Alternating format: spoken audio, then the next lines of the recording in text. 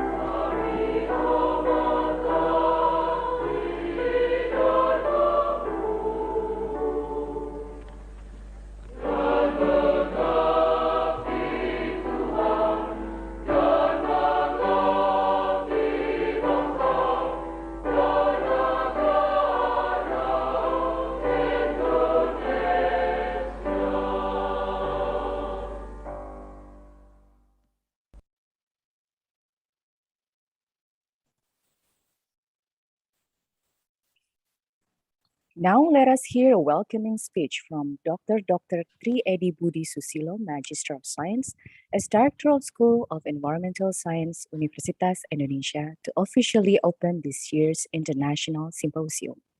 Dr. Budi, please. Thank you, Ms. Dian, Mashari. Ladies and gentlemen, good morning. I'm honored that we can hold this symposium for the second time.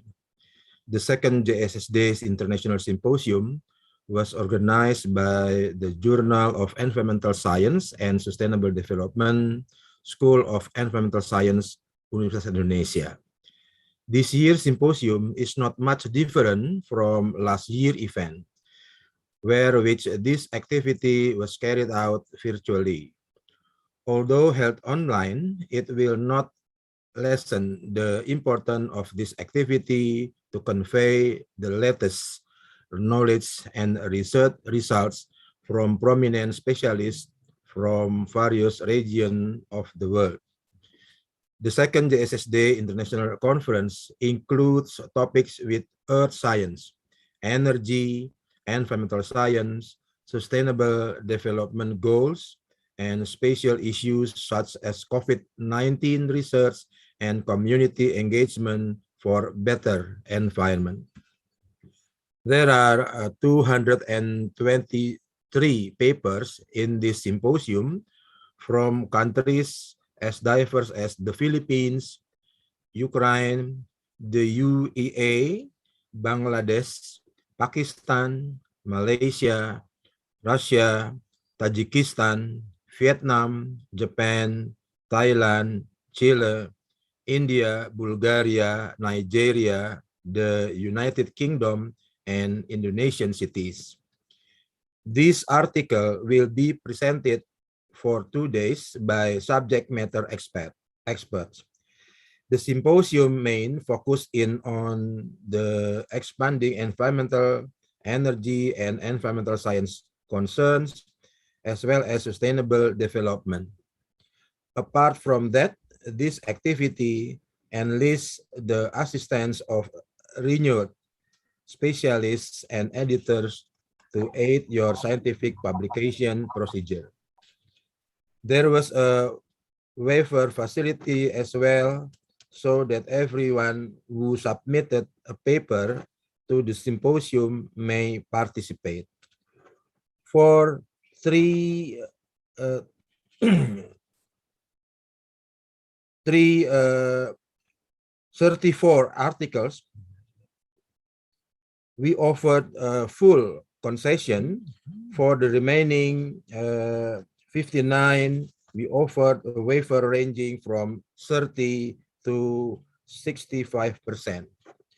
And there are 70 articles that have not been waived.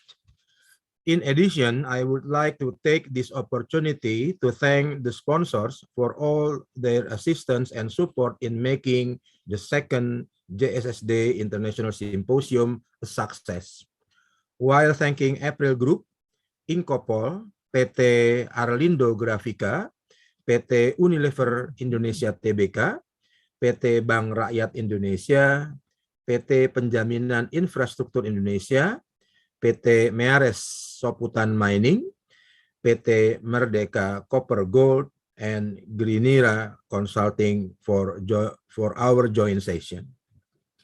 This symposium would not have been possible without the help of the many individuals and organizations who contribute directly and indirectly to its success.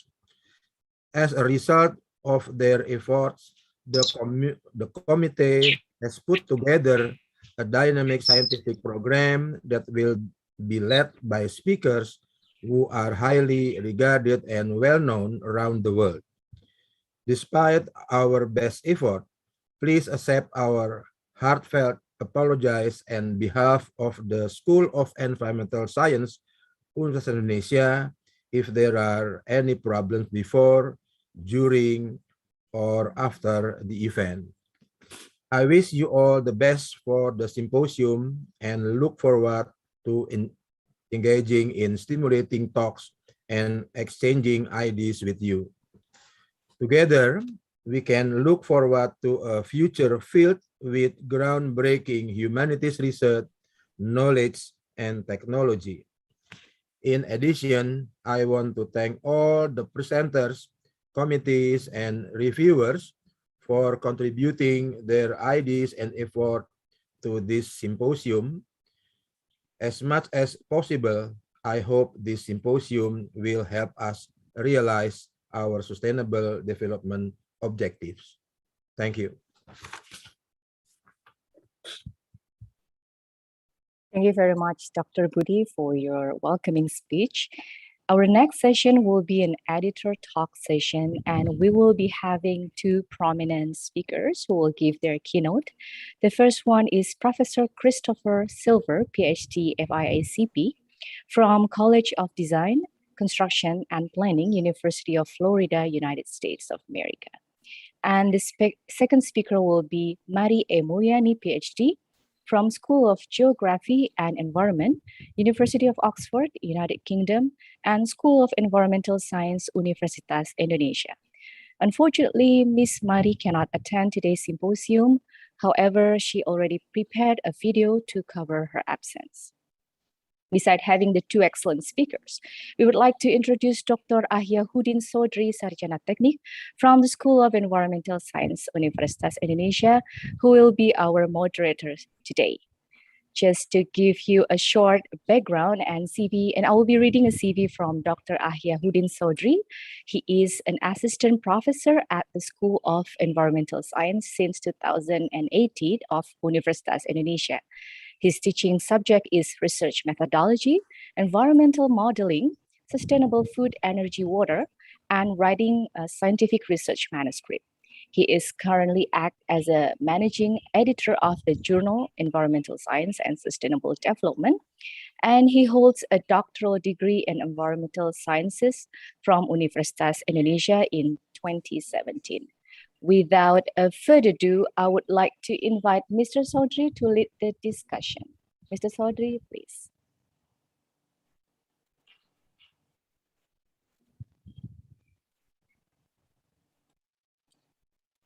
Mr. Sodri, I think you are still in the mute session. Okay, thank you, Mrs. Right. Dian. Okay, Bismillahirrahmanirrahim. Good morning, ladies and gentlemen. It's my honor to be your moderator for this exciting event. The first speaker who will give us presentation this morning is Professor Cristopher Silver from College of Design, Construction and Planning, University of Florida, United States of America.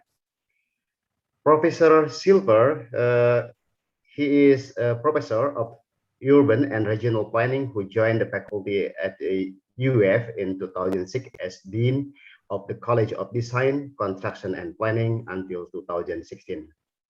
He previously served as a head of the Department of Urban and Regional Planning at the University of Illinois Urbana Campaign from 1998 to 2006 and as Professor of Planning and Associate Dean at Virginia Commonwealth University. Professor Silver has been a four-time Fulbright Senior Scholar at two Indonesian University, and in 2018, he was awarded as an honorary professorship at the University of Indonesia, and in their Faculty of Engineering, and another in 2019 at Institute of Technology Bandung in their School of Architecture, Planning, and Policy Development. He served as a consultant to Indonesia National Development Planning Board from 1995 to 1997 under the USAID Municipal Finance and Environmental Infrastructure Project.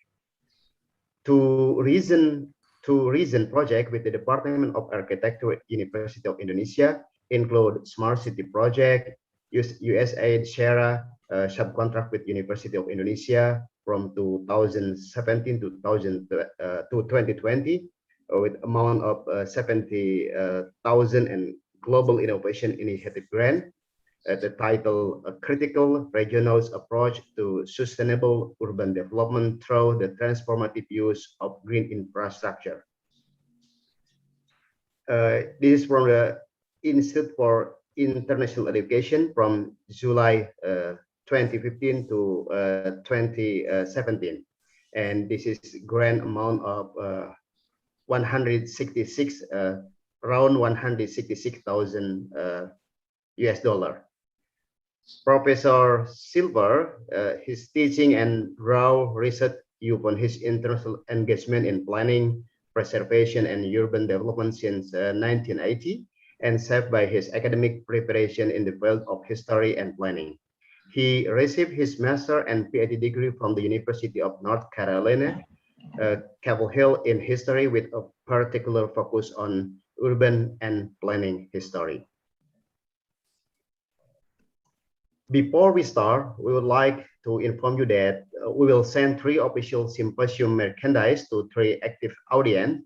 So we would like to invite you, please attention carefully and be actively participate in this session. Professor Silver, this session is yours.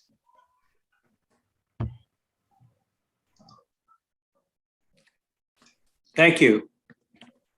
Thank you very much. Let me get myself back on here again. There I am. Okay. There we go.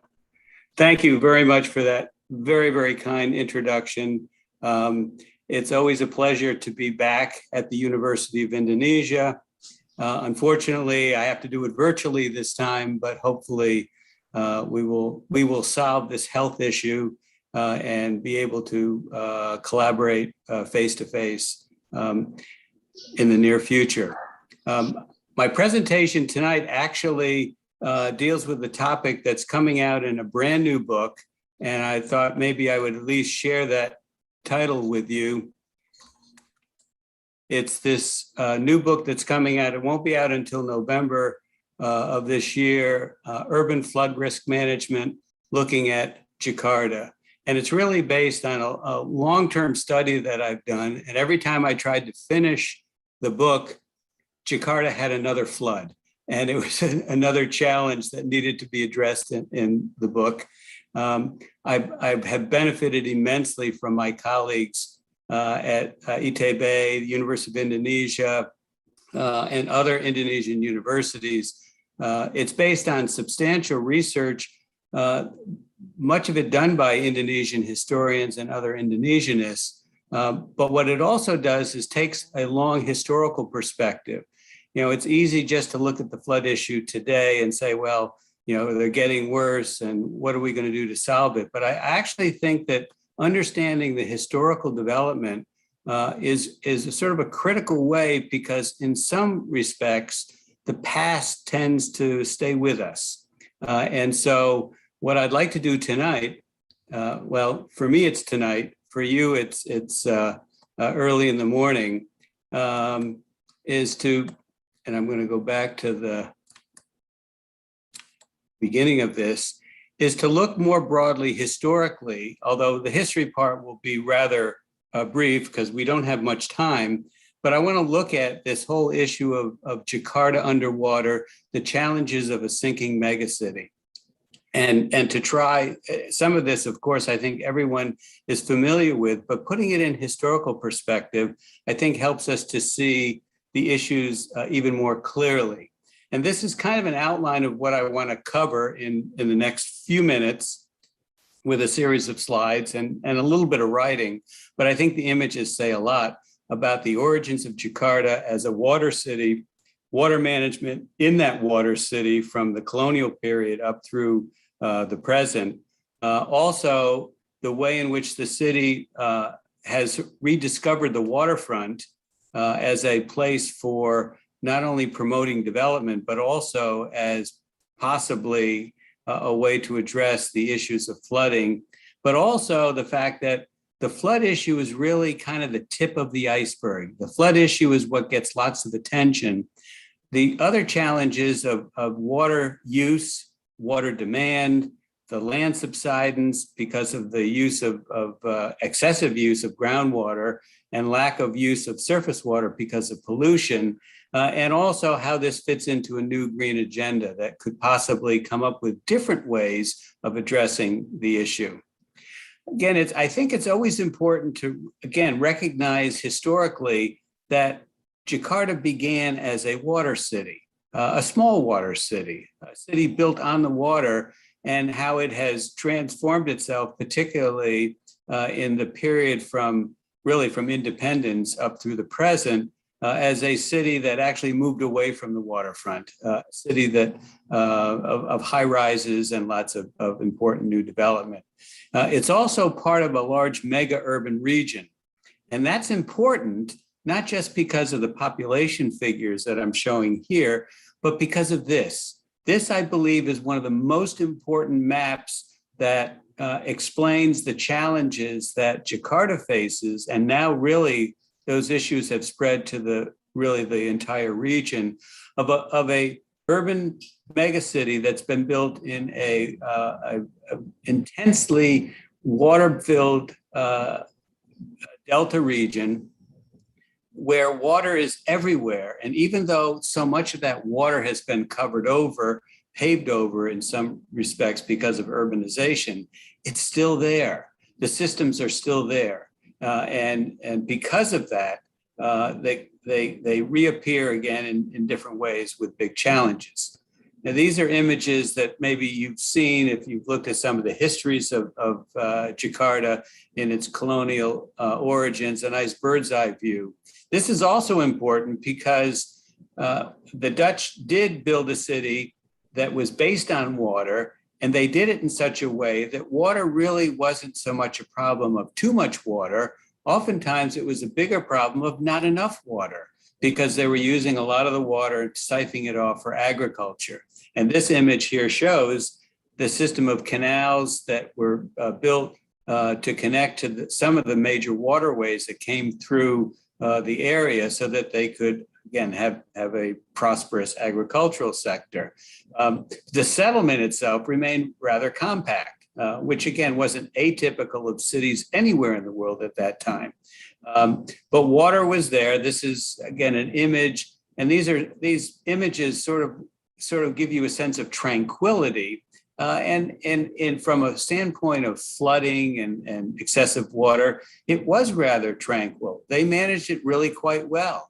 And this was a system of commerce. This is where the working boats would bring the goods around the city. There was pathways to walk on. But the challenges of the flooding was really quite modest. And again, the historical record, and again, I don't have time to quote from it, but they were always looking for why is there not enough water coming into Batavia? Because in fact, a lot of it was getting clogged up upstream. And that upstream clogging, I think, is also important, not just historically, but that's a source of many of the current issues related to flooding and water quality and water use in Jakarta. And unfortunately, in terms of water, there is not a single water management authority that's able to manage it in an effective way. Again, it's in many ways, for good reasons, I guess, it is highly decentralized, but in terms of managing water quality and water use. So we still have a little bit of the canal system left. This is the Kali Besar, if you're familiar, I imagine most of you are, with Jakarta. But unfortunately, Kali Besar has really become just a kind of a token of the past that is blocked off. It doesn't go anywhere. And in fact, for various reasons, again, reasons that I think are a mistake, it becomes the way in which you drain water off the streets. And for lack of some of the infrastructure, particularly in the early independence period, it was a place where people had no other way to get access to water except to use it for bathing and for washing and for cleaning. I mean, we know these things, but it's important to realize that even from the very beginning, it was clear that a large segment of Jakarta lacked infrastructure. I always like to throw in a map because this shows Batavia, again, the origins of Jakarta as it developed as a city. And again, with knowing how water operates, the area that was highly developed tended to be the highest ground, so that in fact flooding was not a huge problem. But there was a flood, and there was a flood that actually did affect areas of the city. I think I've I'll show this shortly. But what happened was, as the city began to expand to accommodate the millions of people that were flowing into it, what you had was sort of this I use the word illegal, but in fact, this was really the only option that people had as a place to find new places to live. And we can still see this today. This actually happens to be Kampung Cikini down in central Jakarta near Menteng. And again, this is one of the streams that flow into it. And for lack of infrastructure, people put pipes out and it empties the gray water or other water into this creek. With the absence of sanitation facilities, this is actually a project that was done with help from the University of Indonesia students to try to find a way to get some kind of at least temporary toilet facilities built in the Kampung Cikini. And this is a picture I actually took from the window of my hotel along the part of the Ciliwung that goes by the hotel, where in fact the pipes simply go into the canal. Not something that is hidden, it's something that's part of everyday life. So we have this issue of insufficient infrastructure, but at the same time, there's a recognition of the need to restore the historic waterfront as a way to create business space, but also to address, at least in part, some of the worst environmental issues that seem to be growing up along the waterfront. But unfortunately, most of the focus was on how to clear out space for new high-end development. And the environmental issues associated with that were not being addressed whatsoever. And so as a result of that, not simply what was happening at the waterfront, but certainly it was contributing to it, you began to see the issue of flooding throughout the megacity. I made a list of all of the major floods that occurred from the earliest period that there was a historical record. And if you notice, there's one flood, late 1600, 1699. There's one big flood in 1700. There's one big flood in the 1800s, and then a big one in 1918 that actually led to the building of the Van Breen first flood canal, which now is the sort of the infrastructure for at least the inner flood canals that exist in Jakarta. But I think this is important because look, after 1918, actually after 1942, there was one more little flood, relatively speaking. But I actually lived in Jakarta in 1990. I was there in 95, 96. I seem to come back whenever there's a flood. But notice all these historic floods that happened in recent years. This is a stock photo of at least part of that Van Breen Canal, which they only built the western part of it initially. They sort of thought, well, that's good enough. And if you go to Bappenas, the main headquarters right behind Bappenas, and actually that's why Menteng was cut off. Menteng was actually supposed to be twice the size as a community as it was, but the canal was there and they said, okay, that's a good boundary for it. But then what you do is you begin to get these historic floods, massive flooding that's happening. And the response to it was simply, we got to keep the water out. And we've discovered in the United States, like with Katrina 10 years ago, that simply building walls to keep out floodwaters is not necessarily the best way to deal with it. You have to actually think about where you're building the city and its impact on the waterways. But what the 96 and the 2002 floods demonstrated was the fact that huge portions of Jakarta, this is the city, the DKI Jakarta, although now we're seeing the flooding happening out in the edges, was being affected by these big floods. And the 2007 flood was really the great flood because it was the one that really, for the first time, resulted in some very significant attention to flood issues. And the approach was, again, as I'm suggesting, was historically the same way it was done before. Build more canals, build a flood wall, do some dredging. Actually, again, in the early period, the canals were dredged extensively in the 1600s, in the early 1700s. The city spent a lot of money dredging the canals because they were the main waterways. But by the 19th century, the city had moved south and they were no longer so important and they were neglected. Well, now that it's important, they started dredging again and then removing settlements. And we focus a lot, and the book focuses a lot on the problems of removing the kampungs, but that's always been the strategy, to sort of blame the victims as a result of the fact that they happen to be allocated that space without any other alternatives. Fauzi Bowo, the first popularly elected governor of Jakarta, did take on the flood issue significantly. And he finished the Van Breen Canal system by building the East Flood Canal. It had been talked about for about 20 years and always said, well, later on. This was actually a very significant piece of work because notice it's different than the Van Breen Canal. I'll just go back and just show you this quickly because it's really important. The Van Breen Canal was mostly concrete structures. What he did and what the designers did is they built a canal that actually could absorb water. And actually they used porous paving on the side of the river. I didn't put an image in of that, but it actually allowed the water to filter in. He also began to build flood wall along the front coast. But unfortunately, as this image shows, and this really comes out of a study that was looking at land subsidence, is look at the young guy there is pointing to where the land was when they finished the wall, and it already had sunk about a meter or actually over a meter from when it was actually built. You can see where the land is. And the flooding continued, 2009, 2011, 2012, and then we get a new governor.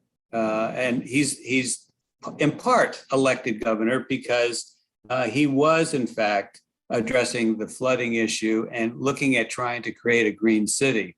I always like this because, you know, he's a newly elected governor, and already the president's on the phone with water up to his ankles saying, what are you going to do about the flood problems? They're now here in the presidential palace. But there was this new focus on greening and trying to restore the Ciliwung to its original 50-meter width, and also to begin to introduce some ideas of greening into the waterways. And the Pluit Reservoir project actually began earlier, but he finished it and restoring some of the natural areas. Flooding still happened, but especially in some of the poorer neighborhoods who are heavily affected.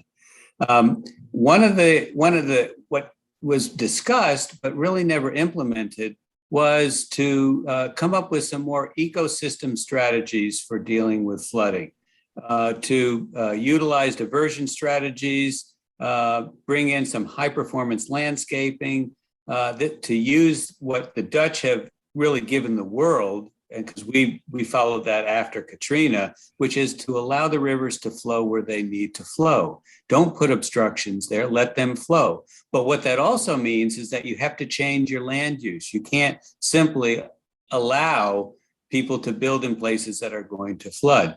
Help restore the traditional watershed and deal with surface water pollution. Surface water pollution is especially an issue because of the fact that if you can't use the surface water, then you overuse the groundwater, which leads to the sinking, and therefore you have a higher incidence of flooding. Unfortunately, canal dredging is important, but it's not the solution. And it also, as we discovered in many of the... Yes. Excuse me, Prof. Running out of time? Yes. Time is left, 5 minutes left. Okay, thank you. Okay, and I will only take 5 minutes, I promise. Okay, so again, the kampungs were torn down, and discovery that the city was sinking became suddenly a huge issue. Also because all of the surface waters were polluted. And again, the book looks at all the studies, many have done by the faculty of the School of Environmental Science, talking about the water quality in the city. this is actually from the Kalibasar water, and also the removal of areas. Interesting case in Tongkol of trying to come up with a way to try to maintain a kampung, but then the idea of trying to address the flooding issue by building a seawall. Interesting project, lots of environmental challenges and a lot of environmental deficits as a result of that. And so the project remains stalled and highly controversial as a result. For me, the biggest problem is that while it would address the flood issue, it wouldn't address the quality of the water issue. It wouldn't address the pollution issue so that the polluted waters would continue to flow there. That's really quite important. The other problem is that it really doesn't affect a broad segment of Jakarta society. It simply affects a small segment of society. So my suggestion is a new generation kampung improvement, which I call Green KIP. Community scale wastewater removal and purification, adding green spaces within or near kampungs to support small scale urban agriculture, community-based water management, stormwater management, create riverfront buffers as green spaces rather than just simply adding new flood walls, public education about environment, and turn rivers into places of recreation. Again, we like to look at Seoul, and the river restoration that happened there is a great example. So my concluding observations, water management must be approached on a regional basis. I mentioned that earlier. It's not just Jakarta. The problems are upriver as well as the problems in Jakarta. We need to recognize that river system that I showed you in the very early map. Planning has to address not only water management, but also land uses. And we need urban ecology as a foundation, not an afterthought of urban planning and management and an authority that can handle it. So we have right now, unfortunately, the same city, but we have two worlds. And let's consider the needs of this world. Thank you.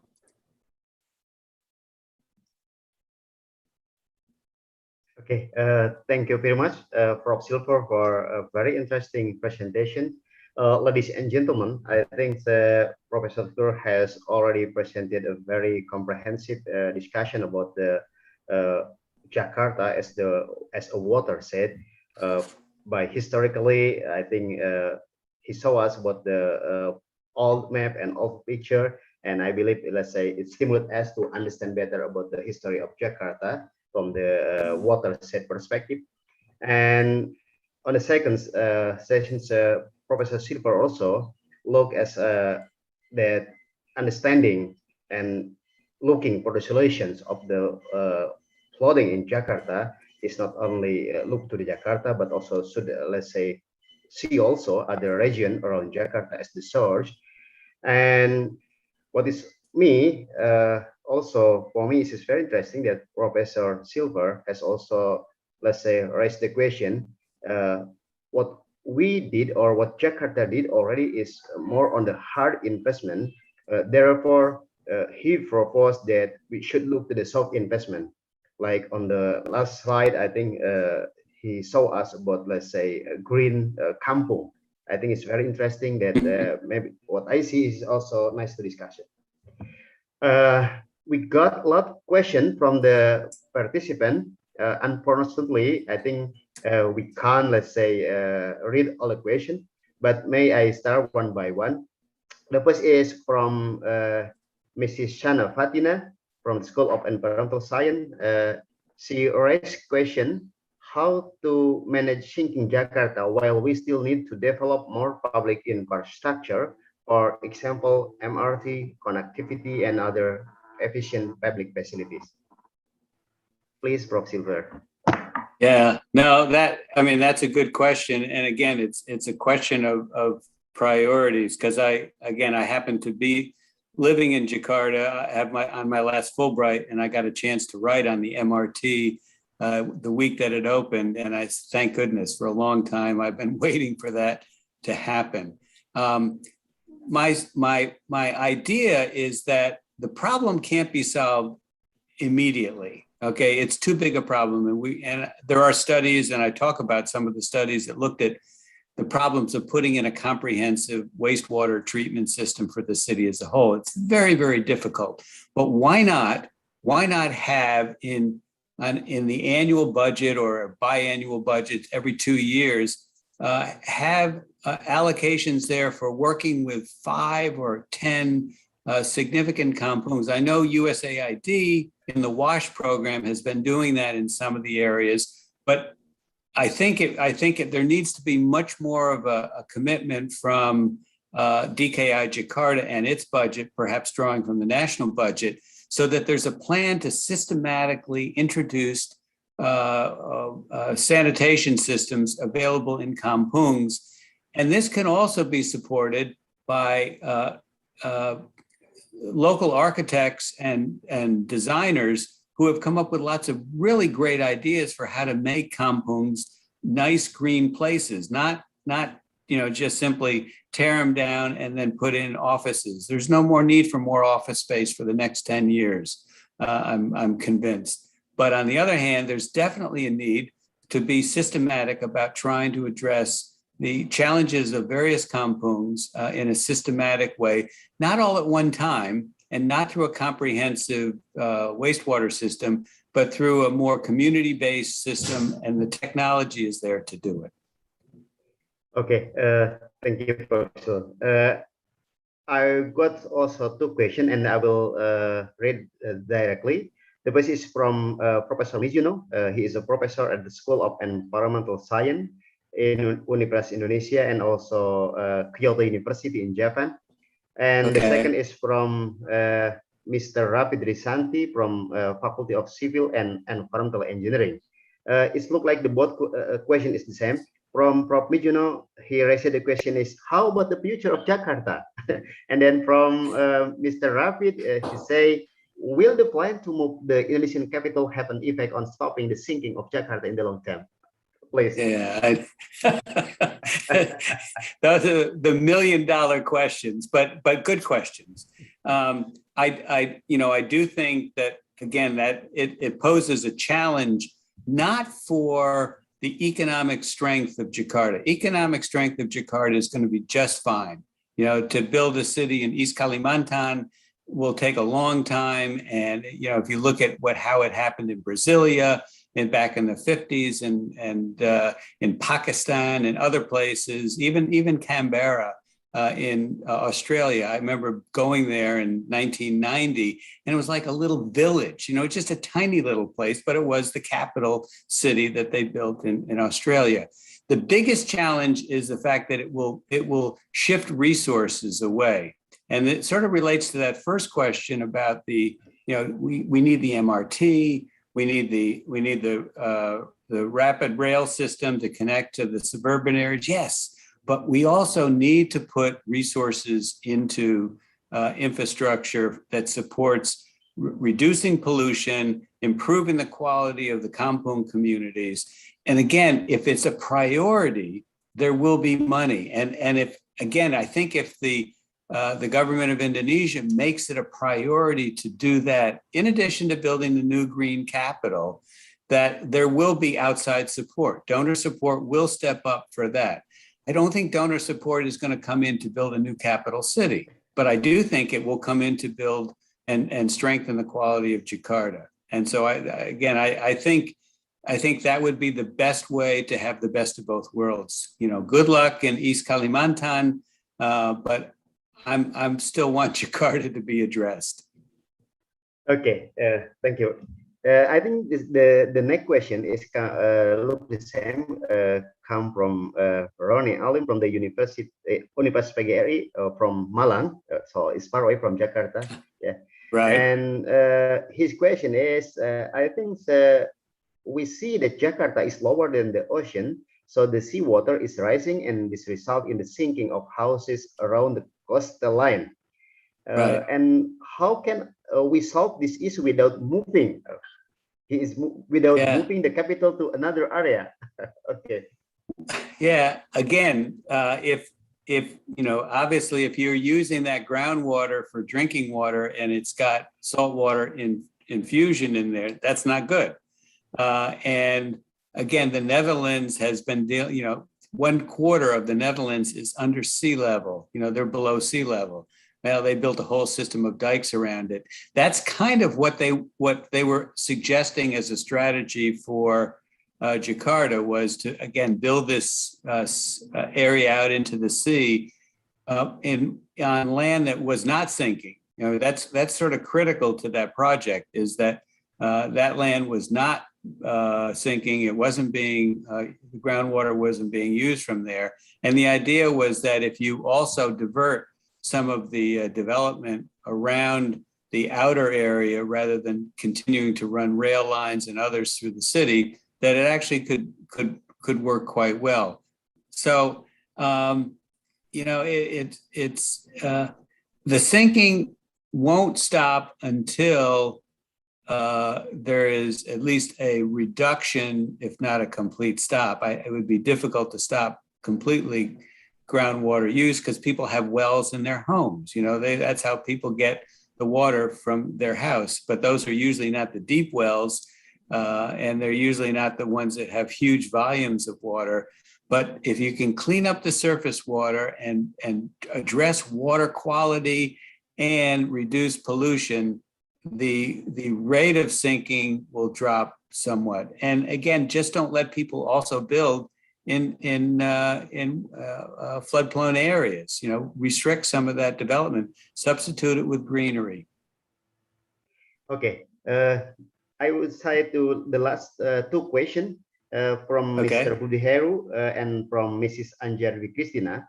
From Mr. Budiheru, he said, hard investment cannot fully solve the problem, the fault problem.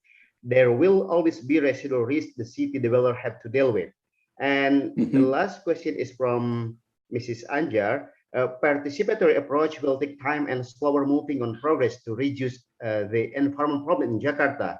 Do you have experience with other cities with the same case? Yeah, well, actually, there is actually a lot of research on Australian cities, especially in Europe. In fact, I'm proposing to do a research project looking at the networking situation within European cities, where they, again, share ideas. They have a very aggressive program on sustainability from the EU, but the EU provides a little bit money, but they don't tell them what to do. The EU doesn't have the power to tell the communities exactly what they do.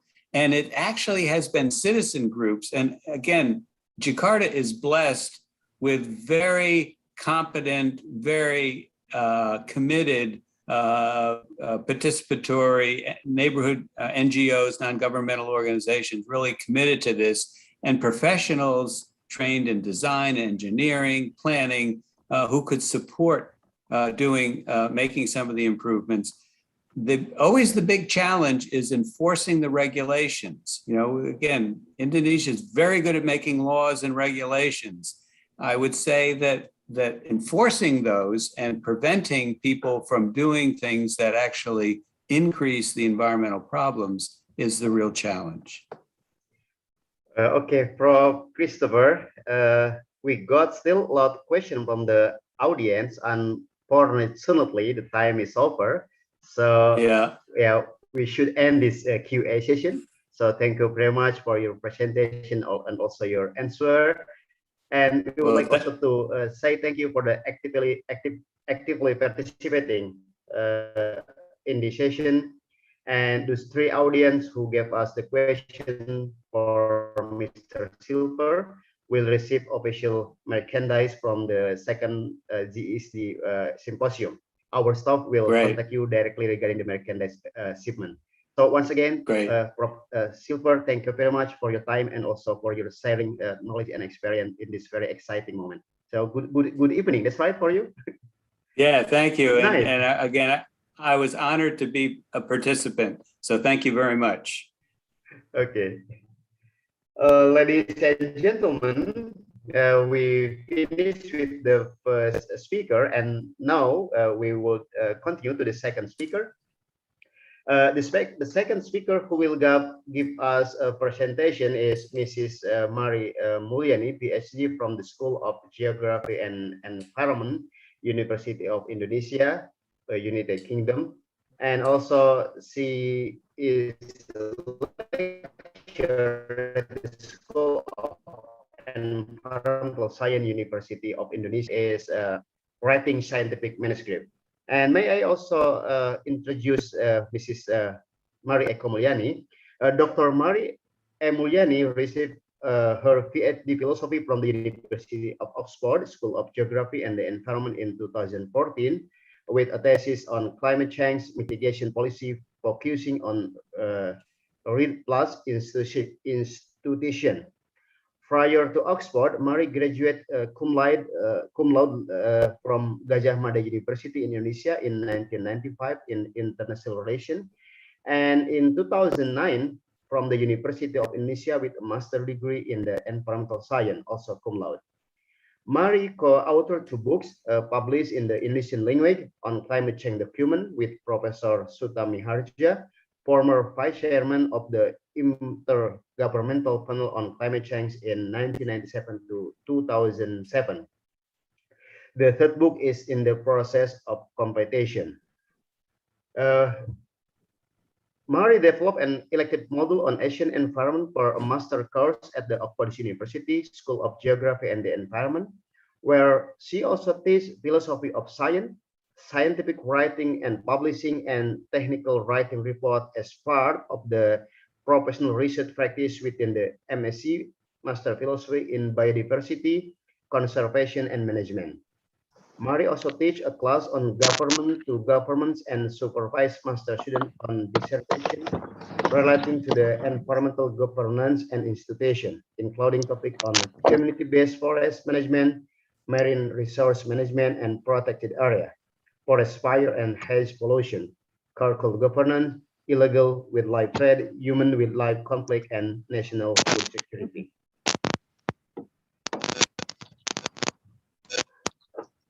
Ladies and gentlemen, I think unfortunately, Mrs. Mari, she will not able to join this conference live, and then I think the committee will play the recorded speech from Mrs. Mari, please.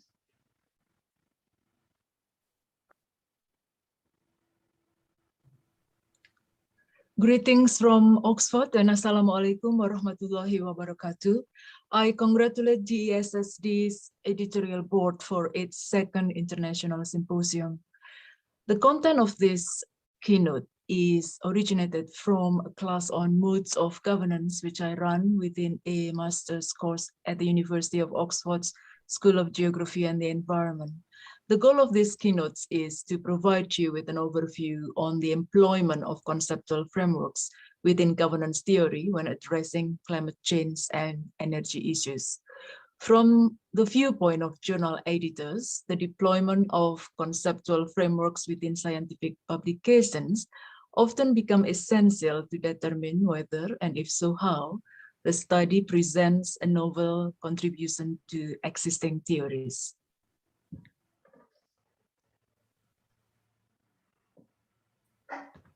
So we increasingly witness the complex and transboundary nature of climate change issues, which are considered by many to be a crisis of governance. That is a failure to organize our societies and economies in such a way that they do not harm the environment. This prompts a critical questions of the fundamental basis upon which society must act to save the environment, this planet, often within the setting of scientific uncertainty, where science is often contested by opposing scientific groups. Nonetheless, in a crisis of governance, one must act before knowing all the facts. In the case of the efforts to mitigate climate change, there are many disparate voices amongst different stakeholders. For instance, the private sector claims that technology can save the environment, while politicians are keen to push the role of international climate change agreements to secure global action. Economists, on the other hand, suggest that we should pay developing countries not to destroy their forests by providing them with financial incentives, while environmentalists question the environmental integrity of market-based policy instruments such as REDD+, Clean Development Mechanism, and certification. This shows us that the complex landscape of the transboundary nature of climate change requires multidisciplinary expertise and an ever-growing need for resources deployed across multiple levels of governance, which bring to this slide. This diagram shows three main levels at which governance occurs, referred to as first, second, and meta-governance orders. First order governance covers the way the problems are dealt with directly through action and implementation. As an example, first order governance involves deciding on the mix and proportion of renewable energy in an overall national energy policy. The challenge at this level involves devising a decision-making process that is legitimate, that is including stakeholders who will be affected by the decision during the policy-making process, and efficient, that is to include the best knowledge and expertise on the subject. This order of governance relates to the establishment of policy instruments. Second order governance is concerned with the context in which the first order takes place, focusing on institutional design and policy approaches to guide and direct first order governance. A challenge concerns how to institutionalize climate change in order to make effective and fair decisions. Then we have meta-governance order, which relates to guiding principles and tends to unfold through ethical arguments and debates concerning the norms within which problems are framed. With regard to climate change, ethical arguments are directed towards establishing a shared understanding of climate change as a global problem, including what is this problem, why it is occurring, and what needs to be addressed. Meta-governance also includes a broader set of considerations, such as the role of the media in shaping public opinion. This order of governance relates to the production of a policy narrative. So what can we learn from this framework? One of the key insights of this framework is to explain why policy measures or instruments that are valid and useful at one level may not necessarily be valid at another.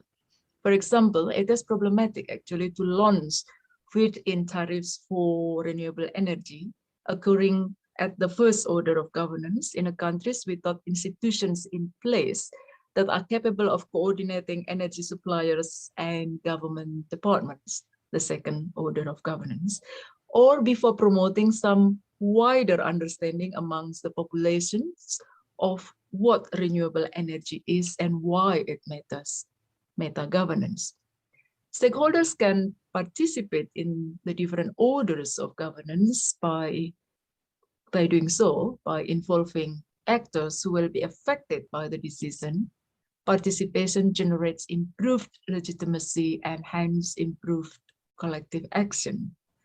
For example, coming back to renewable energy, public participation can improve first order governance by identifying the initiatives that will most likely be adopted by the people.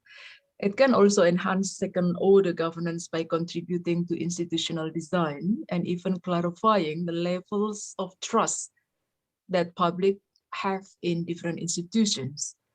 At the meta-governance level, participation can reveal wider cultural preferences and help establish overarching political visions to steer governance. At this point, let us revisit the core concept of governance. So governance, as many of you are familiar, seeks to coordinate collective actions between actors through three main modes of coordination, namely hierarchy, network, and market. Modes comprise bundles of rules that guides interaction based on general principles about how actors are best motivated. These modes of governance facilitate collective action in different ways. For example, hierarchy, as we all know, is a traditional form of governing, which involves a clear pyramid of control through which decisions are taken at the top and passed on to subordinates. Stakeholders are tied to each other formally as employees and bound by the authority of the organization to perform their duties. This mode of governance deploys the command and control approaches in its practice. Then you have network governance, which involves voluntary partnership between diverse autonomous stakeholders to build consensus or the collective will to achieve common goal. Stakeholders are bound by the belief that they have complementary strengths and resources to contribute and achieve common goals more effectively through collaboration. In practice, an agenda for action is developed together based on trust without requiring formal employment contracts. The lack of formal contracts enables stakeholders to leave the network, which is a constraint on this system of governance. Then we find market governance, which uses financial tools and incentives to steer collective action. It binds stakeholders together as suppliers and consumers, and contracts between them allow the trade of resources based on the laws of supply and demand, and financial incentives provide the motivation for action. The flexibility of this mode of governance is offset by the lack of commitment of its members, who are motivated predominantly by profit rather than any belief in the value of the common good. Both network governance and market governance require specific institutions and rules which may privilege certain stakeholders over others. For example, network governance favors the creation of umbrella organizations and NGOs as facilitators, while market governance emphasizes the role of private companies.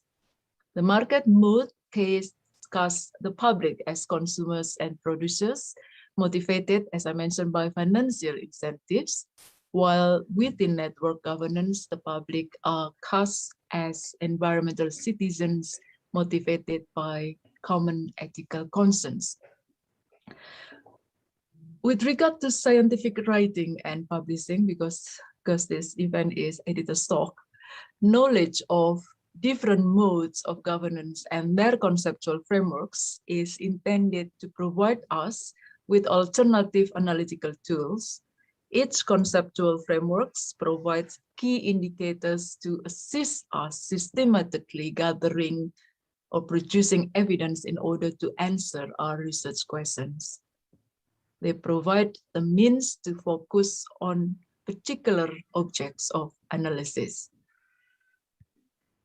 Network is seen as critical in implementing multilateral climate change agreements, since it utilizes the existing resources of multiple actors and avoids the impasse of multilateral action by simply bypassing reluctant national governments. While governance network is a mode of implementation, that is the structures through which policy delivery is pursued on the ground, policy network is a mode of policy formulation which emphasizes the goals and the change strategies, mechanisms, principles, and instruments, etc. One widely known example is International Council for Local Environmental Initiatives, a global network of about 1,750 local and regional governments committed to sustainable urban development and active in more than 100 countries. Then we have witnessed the global network of indigenous people communities, which reflects a centralist mood of network, while a science-based network usually reflects the decentralized mode of governance with a more fluid and temporary based relations. Then you find the Climate Action Network, a network of over 1,300 NGOs in over 120 countries, I think, working to promote government and individual actions to limit human-induced climate change. During policy delivery and implementation, transnational governance networks are a key conduit for bringing civil society and business into global governance. As an example, you are familiar with the IPCC, which constitutes an epistemic community that shares a scientific consensus around climate change, whose work is used by the UNFCCC to foster policy change.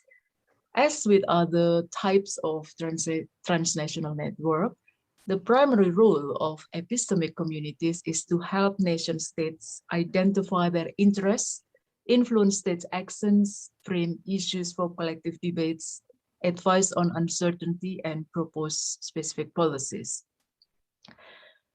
The 2021 IPCC 6th Assessment Report is an example of the comprehensive explanation of the physical science basis of climate change.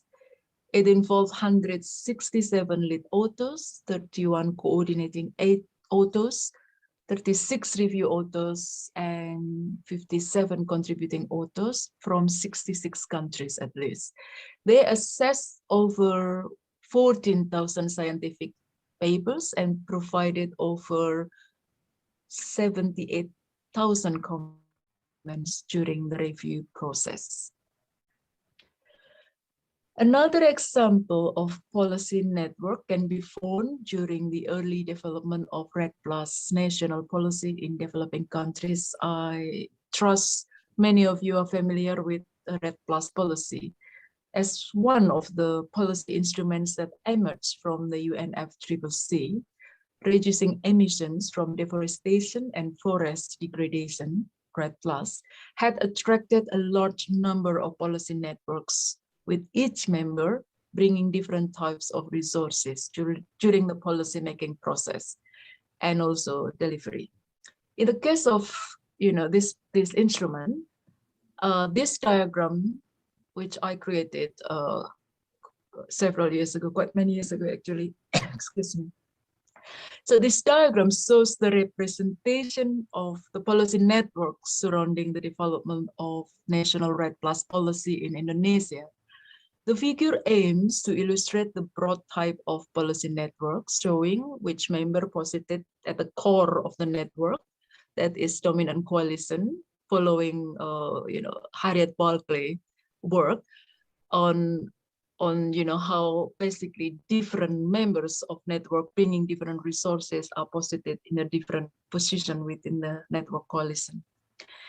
But given the time constraint, unfortunately, I will not be able to discuss the policymaking process in depth using this case study. However, in brief, this policy network opened greater opportunity for dialogue, not only amongst government ministries, but also between bureaucrats and specialist experts and between government and NGOs, thereby enabling different actors to advocate their particular agenda.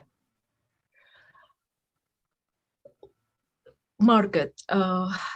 Many of you may be working within the market governance of climate change already. As one of the main modes of governance, market is advocated as the best means to drive innovations and large-scale funding to mitigate climate change.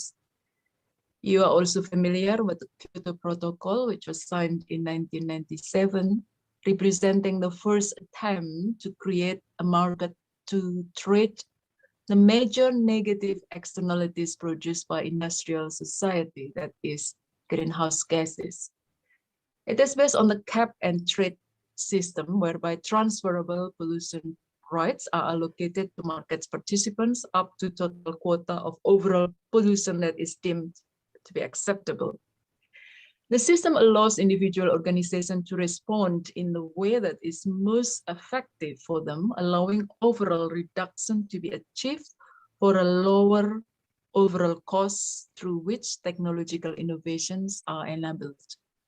One of the early mechanisms which emerged based on this initiative is the EU emission trading scheme. The Kyoto Protocol also established two baseline credit systems, namely Joint Implementation or GI and the Clean Development Mechanism, CDM. Rather than capping emission, baseline and credit system allows organizations to emit pollutants up to certain baseline. Organizations create carbon credits when the emission fall below their respective baseline target, and the system calculates net emission on a project-by-project basis. For those of you who are not familiar with the knowledge surrounding climate change market-based instruments, including the Kyoto Protocol, REDD+, CDM, CAP and trade system, etc., the official website of the UNFCCC provides a comprehensive reading. To end my notes, I have introduced different modes of governance which can be deployed to design climate change and energy issues, and how different stakeholders may be motivated to contribute towards collective action. Governance is ultimately concerned with the condition for ordered rule and collective action. As we are aware, the traditional form of governing through state instruments that involve intensive monitoring and regulation have proven in many cases to be ineffective. There is a growing need to include broader sets of actors with multidisciplinary expertise and sciences to address the problems. To reiterate from a journal editor's viewpoint, when reviewing scientific articles, theoretical standpoints draw attention to issues of creativity and the limit of what it is possible to inquire, what research questions should be asked, how those questions should be asked, and how the data obtained should be interpreted. Through these processes, hopefully we can serve diverse communities by improving utility and contribution of our research to addressing climate change issues. Thank you very much for listening and enjoy the rest of the Congress and seminar.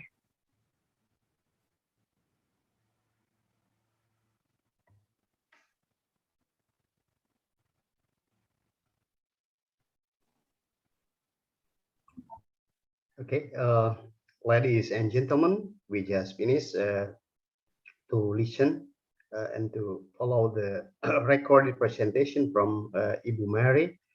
And now we will come to the Q&A session for Ibu Mary.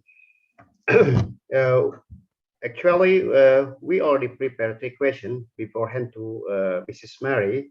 And the first question is, when governing the climate change issue, which method is preferable, monocentric or polycentric? And then second question, disparities between countries, regions, or cities to implement climate change law, which may undermine collective action.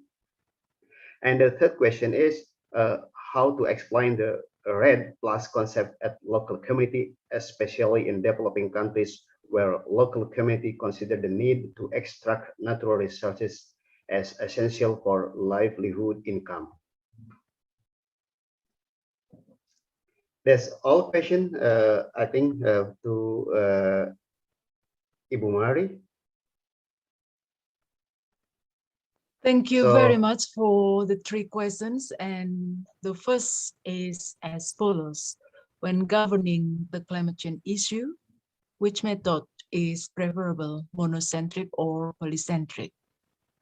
For the benefit of those who may not be familiar with these concepts, I will briefly explain before addressing the question. The polycentric approach originated from Michael Polanski's work in the 1940s and 1950s, which analyzed polycentric tasks, referring to the problem of balancing a large different elements ranging from within the mathematically calculable elements, interdependent dots in a graphical network, up to non-calculable complex social tasks. Within the climate change context, there has been an evolution in approaches. For over 3 decades, we have witnessed the traditional hierarchical mode of governance, which focuses mainly on nation states. And this top-down approach emphasizes international multilateralism, advocating cooperative efforts between nation states as the central forum for climate governance. An organ of global climate governance such as UNFCCC was established in 1992 and sets rules and incentives to constrain and motivate the action of national governments in addressing climate change.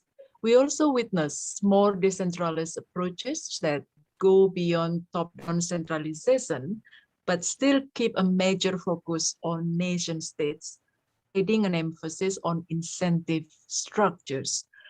As I mentioned during my keynotes, the Protocol Kyoto and its policy instruments such as joint implementation, the Clean Development Mechanism, and REDD+ were established.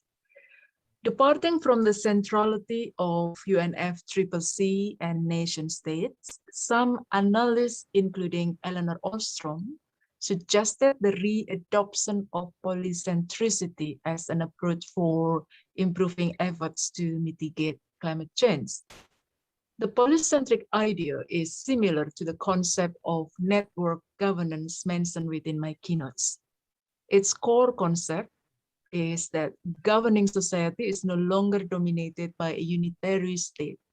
Many autonomous independent parties interact around shared interests based on their need to exchange resources, including forms of legitimacy, knowledge, and financial resources. Hence, the legitimacy and efficacy of policy outcomes are improved. So, whilst the answer to this question, whether the monocentric or polycentric approach is preferable, seems clear that is polycentric, the critical question is, what are the specific mechanisms through which a polycentric approach may increase the effectiveness of climate change mitigation efforts? So following Ostrom, works such as those by Dodge and Falkland 2017 highlighted 4 main features of a polycentric approach to climate change governance, including self-organization, an emphasis on individuals' preferences and competency, and emphasis on experimentation and learning to facilitate more robust, innovative, and adaptive institutional arrangements, and emphasis on trust building amongst actors. The following references that you can see on this slide provide a fine synthesis on this approach. The second question relates to the issue of disparities between countries, regions, or cities in implementing climate change laws, which may undermine the collective action goals. To address this issue, I suggest that we consider one of the main principles within the UNFCCC, that is common but differentiated responsibilities and respective capabilities. This principle, known as CBDRRC, acknowledges the different capabilities and differing responsibilities of countries in addressing climate change. The translation of this principle can be seen, for example, through the UNFCCC's decision to group countries into Annex 1, non-Annex 1, Annex B, each with different responsibilities for achieving targets in greenhouse gas emission reduction. Moreover, there are requirements to transfer technology and financial resources from Annex 1 to non-Annex 1 countries through mitigation policies such as Clean Development Mechanism and REDD+. At the individual country level, where disparities exist amongst provinces and cities to comply with the national law in mitigating and adapting to climate change, there have been various measures and policies taken by city governments. For example, in order to bypass a reluctant national government, some cities organized themselves into the C40, volunteering to commit to mitigation goals and attracting resources from both state and non-state actors. Then you find the Climate Action Network, which I mentioned within my keynotes, a worldwide network of over 1,300 non-governmental organizations in over 120 countries, working to promote government and individual actions to limit human-induced climate change to ecologically sustainable level. Moreover, you also find the International Council for Local Environmental Initiatives and others. These networks are only some examples from the many others existing, which enable their members to empower each others, in the process reducing the disparity in members' capabilities to take the necessary action. This phenomenon, in my view, is also in line with the polycentric approach I have just mentioned earlier, where action and trust amongst actors are strengthened across governance scales. The last question, which is actually not an easy question to address, how to explain the REDD+ concept to local community? So a growing amount of research that focuses on the implementation of REDD+ and local communities' livelihoods strongly suggests that unless income from REDD+ projects can serve as an alternative community livelihood, while also taking into account the opportunity costs of not extracting natural resources, this policy instrument will not be supported by local stakeholders in the long run. There is still much uncertainty about the economic efficacy of REDD+, considering that the price of carbon credits now varies from a few cents to $15 per metric ton of CO2 emissions, whilst the cost to reduce emission in 57 REDD+ projects in Southeast Asia ranges between $2.4 and $20+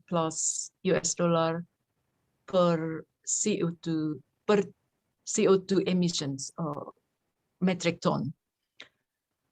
And we also need to remember that initially the price of carbon credits was envisaged to reach $100 per CO2 metric ton for mitigation mechanism under the Protocol Kyoto. In short, it is actually difficult to convince local stakeholders that REDD+ can support their livelihood through restricting the use of existing natural resources. As many of you are aware, conceptually, REDD+ was established to provide developing countries with financial incentives to produce measurable reductions in carbon emissions through minimizing deforestation and forest degradation and enhancing forest carbon stocks and conservation.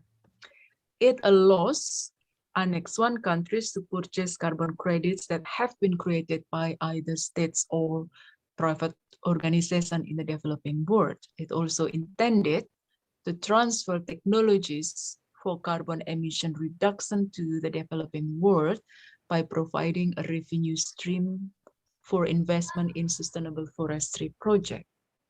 REDD+ was developed initially, as you all know, I'm sure, as a market-based approach to drive large-scale funding.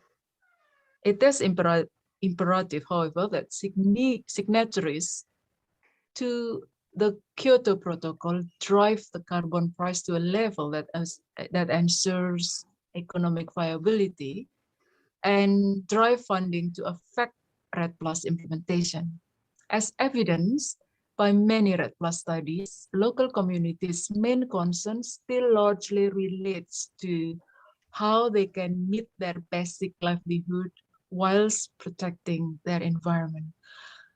I hope my answer is sufficiently clear. I really think that this is not a very easy question to address, but thank you all for the stimulating questions. Thank you. Okay, ladies and gentlemen, that is the end of our editor talk session with Mr. Silver and Mrs. Mulyani. To summarize discussion, I think Professor Silver, he discussed about the historically flooding in Jakarta, and he argued that to understanding and to solve the problem of the flooding in Jakarta, we should understand from the urban planning perspective. Meaning is we should also considering the surrounding region around Jakarta. And second, he argued that right now the solution or the effort to solve the problem of flooding in Jakarta is more to the hard investment. Therefore, she proposed, let's say, we should also do what he called it soft investment. And from Mrs. Eko Mulyani, I think we learned a lot about the climate change governance. And here he proposed, let's say, highlight the three of governance of the climate change: hierarchy, network, and market. And she also argued that the solution for this one is should be, let's say, look to the problem of environmental problem. We should think that this is the multi-stakeholder solution approach. We should take considering on this because it should be involved academics, governments, business, NGO, and also community. Thank you very much for Professor Silver and Mrs. Eko Mulyani for your time to share your outstanding knowledge and give us more insight about this year's topic. I'm Ahyahudin Sodri, giving the session back to the MC. Thank you. Thank you very much, Mr. Sodri, for moderating the session. Seen great presentations, also talk session. And we believe that the discussion was fruitful and beneficial for the participants of this symposium. Ladies and gentlemen, I inform you that our last session for today is oral presentations. Unfortunately, this session is held exclusively for paper participants. To note, there will be a poster presentations video uploaded in our official YouTube this afternoon at 1 p.m. For those presenting these papers, please join the assigned breakout room on the second link. Our committee will open the breakout room shortly, and thank you very much for joining our first day of the second International Symposium of Earth, Energy, Environmental Science, and Sustainable Development 2020. This event is organized by, the Journal of Environmental Science and Sustainable Development, School of Environmental Science, Universitas Indonesia, and supported by PT Riau Andalan Pulp and Paper Apple Group, Induk Koperasi Kepolisian Negara Republik Indonesia Inkopo, PT Arlindo Grafimedia, PT Unilever Indonesia Terbuka, Bank Rakyat Indonesia, PT Penjaminan Infrastruktur Indonesia, PT Miras Soping, PT Merdeka Copper Gold, and Green Era Consulting. Before we wrap up our first day, I would like to kindly ask all participants to put a video on so that we can session group and to document today's event. So please, if it's possible, please turn on your camera.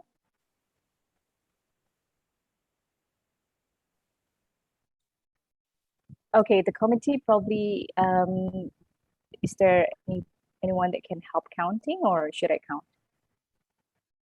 You can counting, Miss Dian. How many pages are they? Six? Six pages. Okay, I'll start the first page in 1, 2, 3. And second page, 1, 2, 3. We're going to the third page, 1, 2, 3.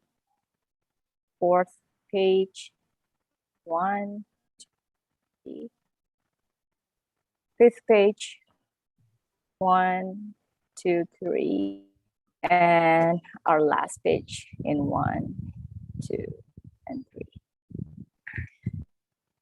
And I would like to remind you again that we'll be having another interesting session tomorrow, first one is special talk session and the second one is professional talk session. So please mark your agenda and we'll see you tomorrow. Ladies and gentlemen, we have come to the end of our online event, but before we end today's session, we would like to express thanks to the committee and also participants for running our program.